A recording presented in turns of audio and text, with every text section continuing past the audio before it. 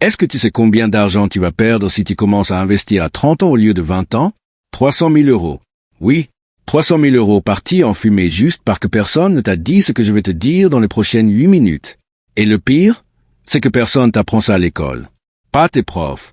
Pas forcément tes parents. Personne. Alors reste là. Parce que cette vidéo, elle peut littéralement changer ta trajectoire financière pour le reste de ta vie. Bienvenue sur la chaîne.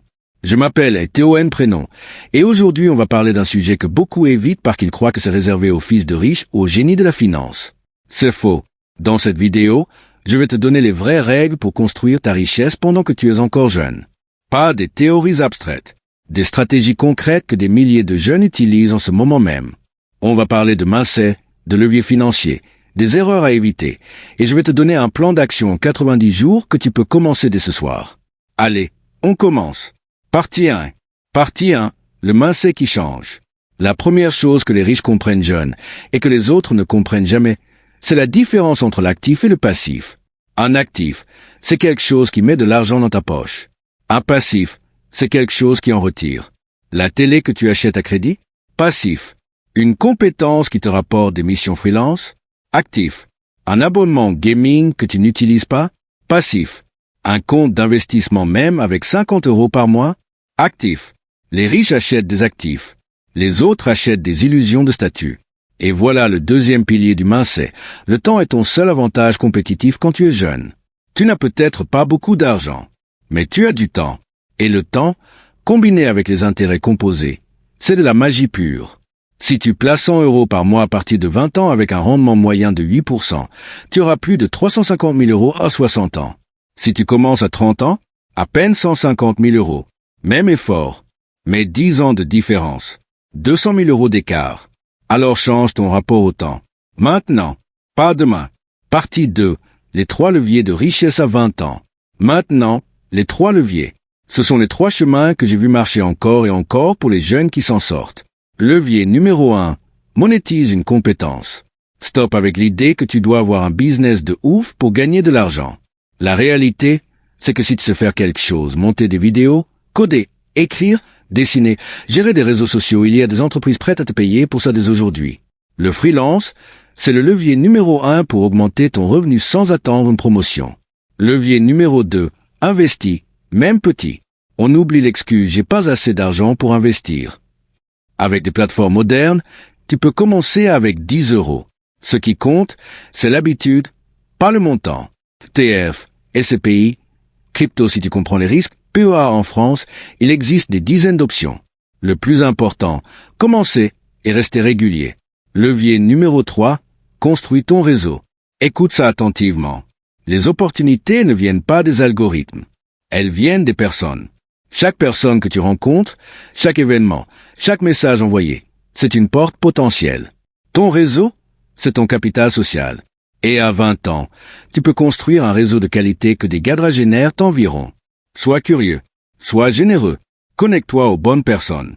Partie 3. L'erreur que font tous les. Je vais maintenant te parler de l'erreur numéro 1. Celle que j'ai faite, celle que presque tout le monde fait. Dépenser pour paraître riche, plutôt qu'investir pour le devenir. Les sneakers à 300 €. Les sorties tous les week-ends. Les vêtements de marque pour les stories Instagram. Je ne dis pas que c'est mal de profiter. Mais si tu dépenses 100% de ce que tu gagnes pour impressionner des gens qui s'en foutent, tu construis la richesse de quelqu'un d'autre. Pas la tienne. La règle d'or que j'aurais voulu qu'on m'apprenne, paie-toi en premier. Dès que tu reçois un revenu, mets de côté 10 à 20% avant même de penser à tes dépenses. Automatise ce virement. Rends-le invisible. Après, dépense ce qu'il reste comme tu veux. En faisant ça, tu construis, mois après mois, une base solide sans même t'en rendre compte. Et la deuxième erreur? Attendre d'être prêt. Il n'y a pas de moment parfait pour commencer. Le meilleur moment, c'était hier. Le deuxième meilleur moment, c'est maintenant. Partie 4. Le plan concret en 90 jours. Ok, maintenant on passe aux choses sérieuses. Voici ce que je ferais si j'avais 18 ou 25 ans aujourd'hui, avec 0 € et 0 expérience. Mois 1, construis la base. Semaine 1, liste toutes tes dépenses du mois dernier. Tout. Et identifie ce qui est vraiment nécessaire. Semaine 2, coupe 2 ou 3 abonnements inutiles. Libère 50 à 100 € par mois. Semaine 3, ouvre un compte d'épargne séparé.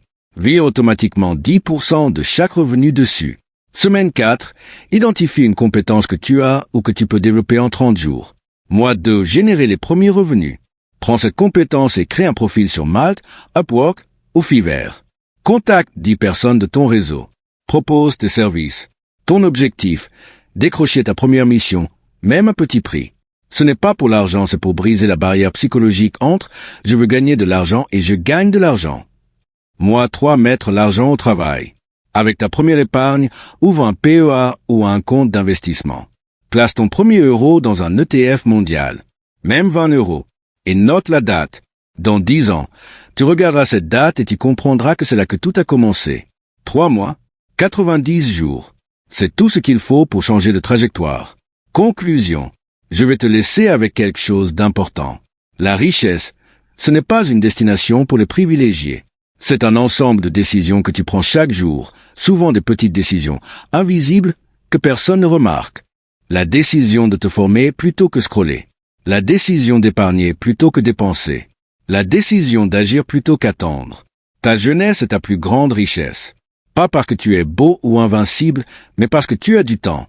Et avec du temps, de la discipline et les bonnes informations, tout est possible. Alors maintenant, la question c'est, qu'est-ce que tu vas faire de ce que tu viens d'apprendre?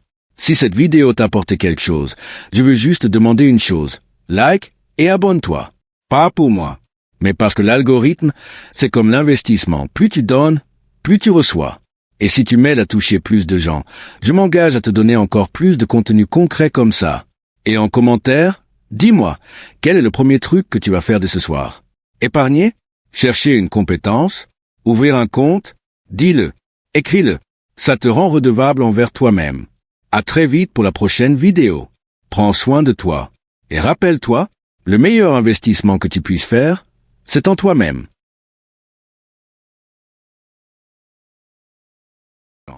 Mais tu as du temps. Et le temps, combiné avec les intérêts composés, c'est de la magie pure. Si tu places 100 euros par mois à partir de 20 ans avec un rendement moyen de 8%, tu auras plus de 350 000 euros à 60 ans. Si tu commences à 30 ans, à peine 150 000 euros. Même effort, mais 10 ans de différence. 200 000 euros d'écart. Alors change ton rapport au temps. Maintenant, pas demain. Partie 2. Les 3 leviers de richesse à 20 ans. Maintenant, les 3 leviers.